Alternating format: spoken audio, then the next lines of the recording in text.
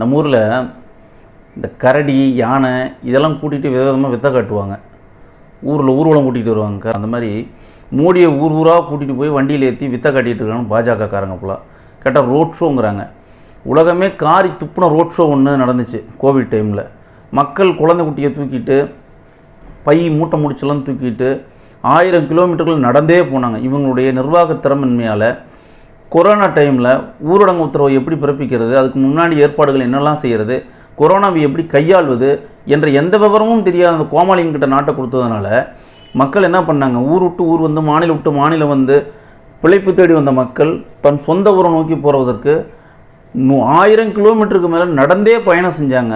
இது உலகமே பார்த்த ரோட் ஷோ. இந்த கோமாளிகள் இவங்களுடைய நிர்வாக திறமையால் நடந்த சீர்கேடுகளை மறைப்பதற்காக ஊர் ஊராக வண்டி ஏறிக்கிட்டு வித்தை காட்டிகிட்டு இருக்காங்க. இந்த வித்தைகளை தமிழ்நாடு மக்கள் நம்பக்கூடாது. இந்த ரோட் ஷோ மாதிரியான ஏமாளி கோமாளி வேலைகளை